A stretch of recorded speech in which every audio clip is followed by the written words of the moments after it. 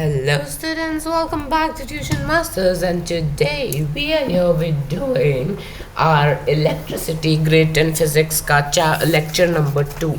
So before starting, make sure to hit the like button, share with your friends and subscribe करो channel को right away. So आज का electricity का session number 2 है. As you know, पिछले session में हमने पढ़ा था about the electric current, potential difference और circuit diagrams के बारे में. Today's class we are going to discuss about Ohm's law and factors on which the resistance of a conductor depends upon. Along with that we are going to do some numericals as well. ठीक है, numericals भी हम कर लेंगे. तो we are gonna do Ohm's law and the numericals of the same. ठीक है, सो let us begin. तो हमने अभी पढ़ा था इन अ इलेक्ट्रिक करंट, अभी भी हमारे पास एक सर्किट होता है करंट, एक सर्किट है, लेट्स से एक बल्ब है ना, so the current flows. Current क्या होता है? Current is nothing but your I, है ना, एम्पियर्स में मेजर होता है. फिर पोटेंशियल डिफरेंस होता है आपका वोल्टेज, है ना, जो V में होता है करंट. सो आज हम पढ़ने वाले हैं कि इन दोनों के बीच में कोई रिलेशनशिप है. Let's see. 1827 में एक जर्मन फिजिस्ट थे, George Simon Ohm. He found the relationship between the current I flowing in a metallic wire and the potential difference across its terminal. Potential difference V across the ends of a given metallic wire in the electric current is directly proportional to the current flowing through it, provided its temperature remains the same. So क्या होता है ये? The potential difference, this is your Ohm's law. ओम ने क्या बोला था कि एक गिवन टेम्परेचर पे अगर आपका टेम्परेचर कांस्टेंट है, प्रेशर कांस्टेंट है, तो जो वोल्टेज अक्रॉस अ कंडक्टर वो डायरेक्टली प्रोपोर्शनल होगा टू द करंट फ्लोइंग. ठीक है, like if you look at the graph, जैसे जैसे करंट बढ़ रहा है वैसे वैसे आपका वोल्टेज भी बढ़ रहा है. सो मतलब V is directly proportional to I. अब इसको हम ऐसे तो छोड़ नहीं सकते, हमको एक कांस्टेंट लगाना पड़ता है. हमेशा यू हैव स्टडीड कि हम लोग K लगाते कुछ लगाते हैं ना. In this case we are going to do the same. V is equals to I and R एक कांस्टेंट होता है. V तो पता है हमको, ये तो होता है वोल्टेज. I भी पता है, I होता है करंट. But what is R? So R is nothing but the resistance. तो as I said you, Ohm ने बोला था कि V is directly proportional to I. So that means कि कुछ ना कुछ अगर वोल्टेज आपका बढ़ता है तो करंट भी आपका बढ़ेगा. करेक्ट. अब इन दोनों के बीच में कांस्टेंट प्रोपोर्शनल लगाना पड़ेगा. So V is equals to I R, और R जो है that is nothing but your resistance. अब रेजिस्टेंस ये क्या होता है? Resistance is the opposition to the flow of electrons. Now you see, एक वायर में एक कंडक्टर है ये, ठीक है, दिस इज अ कंडक्टर. एक कंडक्टर में वी नो कि इट हैज फ्री इलेक्ट्रॉन्स, है ना, फ्री इलेक्ट्रॉन्स है तभी वो इलेक्ट्रिसिटी को कर पाएगा. Resistance is the opposition to, जब इलेक्ट्रॉन्स फ्लो कर रहे हैं तो इनको अपोज करने वाला, वो आप आसपास अपने आप में टकराएंगे तो क्या होगा? रेजिस्टेंस आएगा. करेक्ट. नाउ इफ यू से, लेट्स से कि आप एक क्राउडेड जगह में, बहुत भीड़ लगी है, क्या आप उधर भाग पाओगे? नहीं. आप एक दूसरे टकराओगे, आपकी स्पीड कम हो जाएगी और momentum will reduce. In a conductor there are collisions of electrons and ions of conductor. जो इलेक्ट्रॉन्स या आयंस जो आपस में टकराते रहते और रेजिस्टेंस पैदा करते, दैट इज द अपोजिशन. ठीक है. दिस हिंड्रेंस, ये जो बीच में ऑब्स्ट्रक्शन है, उसका मोमेंटम और करंट कम कर देगा. ठीक है. Now one thing I will tell you, one trick I will tell you. This is you can draw it. This is a triangle VIR. This can give you all the formulas of Ohm's law. For example, आप V के ऊपर हाथ रखोगे तो आपको V ढूंढना है. That is V के ऊपर हाथ रखोगे, क्या दिख रहा है? IR दिख रहा है, तो IR लिख दो. सिमिलरली I है, I को हाथ कवर कर दो, क्या दिख रहा है? V ऊपर R नीचे, सो V बाय R. अब R को कवर कर दो, that is V by I. R is equals to V by I. So this gives you your 3 relationships of Ohm's law. ठीक है, अब रेजिस्टेंस क्या है, आपको फॉर्मूला पता चल गया, voltage divided by the current. और आर का जो एसआई यूनिट है, the SI unit of resistance is this, this is nothing but ohm. तो रेजिस्टेंस हम मेजर करते हैं ओम्स में। ठीक है, OHM, ओम।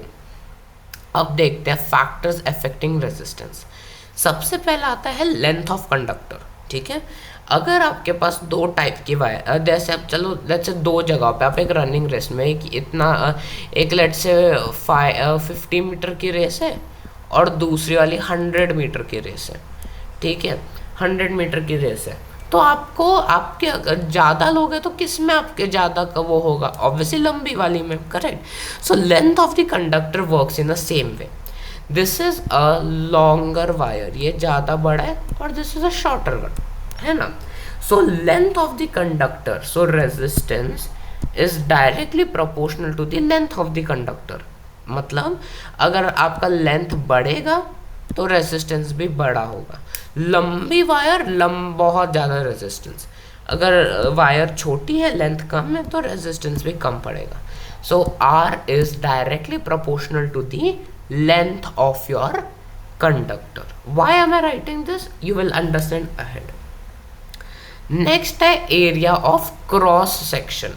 अब एक वायर है, उसका हम एक ऐसे बीच में से उस वायर को काटे तो एक सर्कल ऑब्टेन होता है, करेक्ट। तो दिस सर्कल का आप एरिया ढूंढ सकते हो by the formula pi are square, है ना, करेक्ट। तो इससे आप ढूंढ सकते हो, that is your area of cross section. जो जब आप वायर लेते हो उसको बीच में से काटोगे तो एक सर्कल मिलेगा, राइट, क्रॉस सेक्शन उसको बोलते हैं। सो रेजिस्टेंस जो है that is inversely proportional to the area of cross section. मतलब if your area of cross section is more, अगर क्रॉस सेक्शन ज़्यादा थिक है wire, you can even say this is thickness. अगर वायर ज़्यादा thick है तो resistance कम होगा, because ज़्यादा जगह है, इलेक्ट्रॉन्स आराम से घूम फिर सकते हैं। बट अगर वायर पतली है, क्रॉस सेक्शन कम है, तो रेजिस्टेंस बहुत ज़्यादा होगा, बिकॉज एकदम थिन वायर है, जगह ही नहीं है मूव करने के लिए, तो ऑब्वियसली होगा problem. So that is inversely proportional. And the last one is temperature. Temperature is direct, अगर आपका टेम्परेचर ज़्यादा होता है तो आपका रेजिस्टेंस भी ज़्यादा हो जाएगा। ठीक है, नाउ पहले तो फैक्टर्स को हम कंसिडर करते हैं। लेंथ ऑफ द कंडक्टर हमने पढ़ा, R is directly proportional to L, और क्रॉस सेक्शन का हमने पढ़ा, R is inversely proportional to area of cross section. Let us do something. हमको पता है R is inversely proportional to L. R is also inversely proportional to 1 by A. Can I combine these two? इन दोनों को combine कर देते हैं तो क्या मिलेगा, combine करेंगे तो मिलेगा R is proportional to L by A. Correct, multiply कर दो, L by A आ जाएगा। ठीक है, अब as I said you always, proportionality को निकालने के लिए हमको चाहिए एक कांस्टेंट, इसमें भी डालते हैं। So we will say that R is equals to this L by A। अब ये क्या होता है, अब देखो, resistance is nothing but the opposition of your this, आपका करंट का फ्लो ऑफ इलेक्ट्रॉन्स का अपोजिशन को हम रेजिस्टेंस बोलते हैं। But there is a natural resistance of specific things. हर एक चीज का अपना खुद का अंदर ही इनबिल्ट रेजिस्टेंस भी होता है। ठीक है, इनबिल्ट रेजिस्टेंस भी होता है, that is known as resistivity. तो ये जो है sign, this is nothing but your rho, इसको रो बोलते हैं, और ये यूज होता है रेजिस्टिविटी के लिए। रेजिस्टिविटी क्या होती है, that is a inbuilt resistance of anything, कोई किसी चीज का भी इनबिल्ट रेजिस्टेंस को हम रेजिस्टिविटी कहते हैं। सो हमको एक नया फॉर्मूला मिलता है रेजिस्टेंस का, that is rho into L by A. ठीक है, rho into L by A. अब देखो, लेट अस फाइंड आउट, अब रो क्या होगा, रो कैसे ढूंढे। अभी इफ यू ट्रांसपोज इधर से उधर कर तो rho will be R A by L. Let us find the SI unit. R का हमको पता है ओम होता है, into area of cross section होता है मीटर स्क्वायर, लेंथ होती है मीटर, एक मीटर गया तो क्या बचेगा, ohm metre. So resistance is measured in ohm, resistivity को हम ओम मीटर में मेजर करते हैं, वेरएज रेजिस्टेंस को सिर्फ ओम में मेजर करते हैं. ठीक है, so these are your two फॉर्मूले. ठीक है, all right. So here if you see this table, thankfully आपको ये याद नहीं करना है. ठीक है, याद बिल्कुल नहीं करना है इन सबको. जस्ट यू शुड नो कि क्या है. सिल्वर की रेजिस्टिविटी देखो 1.60 इंटू 10⁻, सबसे कम रेजिस्टिविटी है उसकी. रेजिस्टिविटी कम मतलब बहुत अच्छा कंडक्टर. और दूसरी जगह पेपर को देखो, पेपर के 10⁻12 है, इतनी हाई रेजिस्टेंस है. करेक्ट. फिर you have tungsten, chromium, ebonite, ये जो है आपके अलॉयज है. कॉन्स्टेंटान, CuNi का, मैंगनीन, निक्रोम, ये सारे आपके रेजिस्टिविटी दिखाते हैं अलॉयज. और इंसुलेटर्स देखो, ग्लास, रबर, इबोनाइट, पेपर, इन सबका कितना हाई रेजिस्टेंस है. Right, correct. So let us solve some numericals. That's it the theory for today. अब न्यूमेरिकल्स करते हैं. How much current will an electric bulb draw from a 220 volt source if the resistance of the bulb filament is 1200 ohms? हमको पता है V is given to me as 220 volts, resistance is given as 1200 ohms. हमको क्या ढूंढना है, current ढूंढना है. I हमको पता नहीं है. अब as per the triangle, again triangle बनाओ, VIR, हमको ढूंढना है I, तो I को कवर करो, क्या आता है, V/R. So we know that I is equals to V/R. तो V क्या है, 220 डिवाइडेड बाय 1200, 1010 गया. दिस इज 11 टू ज़ा 22, 60 टू ज़ा 120. सो 11/60 करेंगे. करेक्ट. 11 डिवाइडेड बाय 6060, तो ये क्या होगा, this will be a fractional value, है ना. सो 11 divided by 60 will be somewhere about 0.18 amperes. So that is your answer. ठीक है. Next question. How much current will an electric heater draw from a 220 volt if the resistance is 100. अब देखो, I is equals to V/R हमको पता है. Correct. I is equals to V/R, we know that. तो V क्या है इधर, again same है, 220 वोल्ट्स है.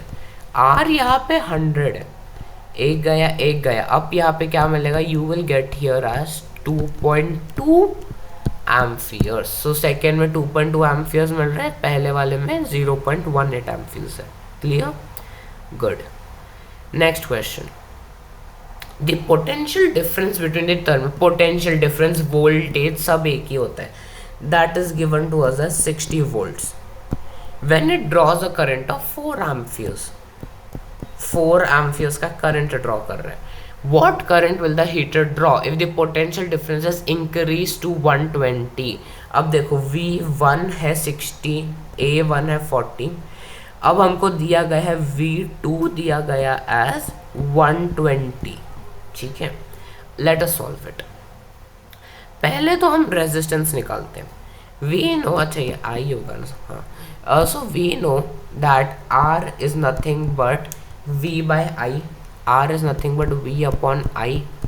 सो क्या होगा, R की वैल्यू क्या पता नहीं हमको. V है 60, R है 40, I है 40, 2 दिस इज 30, है ना. 30 डिवाइडेड बाय 2 करेंगे हम. Correct. So 30 divided by 2 is nothing but 15. Correct, it's nothing but 15. सो ये आ जाएगा 15 ओम. सो 15 ओम का रेजिस्टेंस है. रेजिस्टेंस तो चेंज नहीं होगा ना, रेजिस्टेंस तो कॉमन रहेगा. सो मतलब resistance is equals to 15 ohm. Now can I find the current I2. हाँ, I can find it because I know that I is equals to V/R. V हमको दूसरा दिया है 120 divided by 15. That is your resistance, है ना। So what will you do, nothing, simply इसको divide कर दो 2 के टेबल से, नहीं सॉरी 5 के टेबल से, 120 डिवाइड बाई 15, 3 ज़ा, और वैसा करते हैं, so will get it as 8 amperes. तो आपको 8 एम्पियर में, you see Ohm's law satisfy हो रहा है कि नहीं। पहले 60 वोल्ट था तो 4 एम्पियर्स हुआ, अब 60 से 120 वोल्ट हो गया, डबल हो गया, इंक्रीज हो गया, तो एम्पियर्स भी आपका डबल होके इंक्रीज हो गया। You can check it like that also, ठीक है।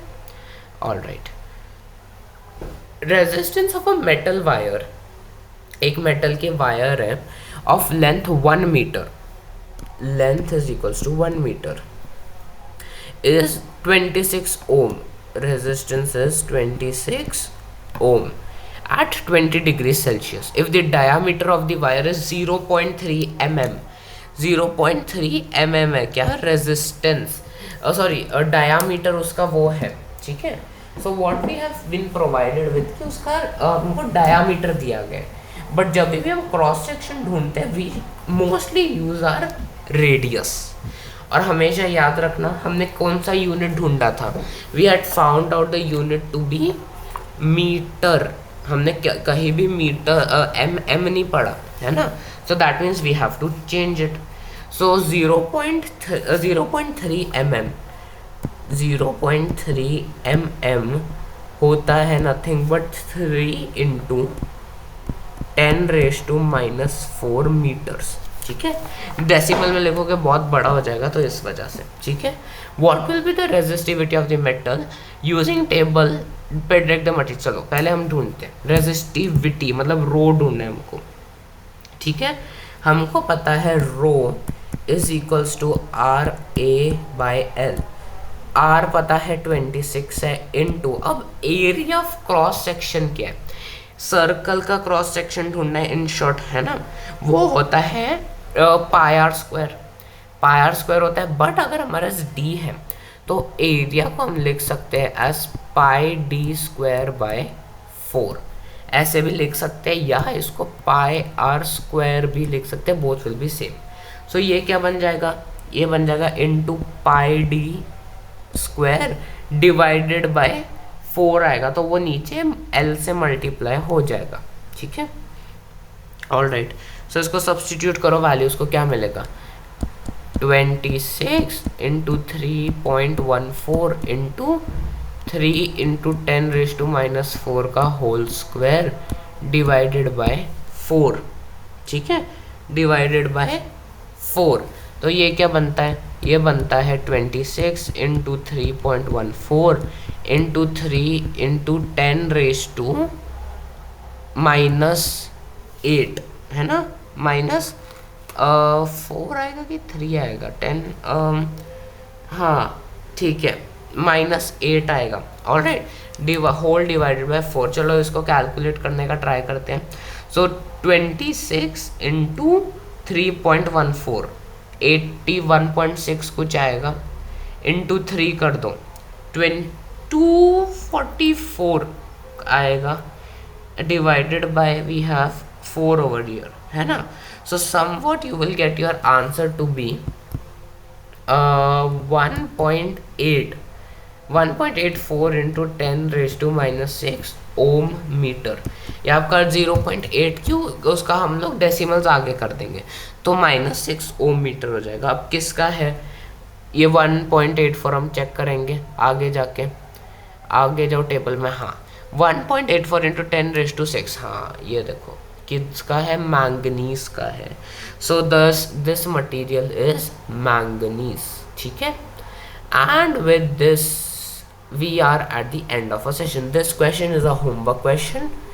I want you guys to do it in the comment section and do it and tell me in the comment section what answers did you get. So this is your homework question for the day. Do let me know the answer in the comment section. And with this we are at the end of a session.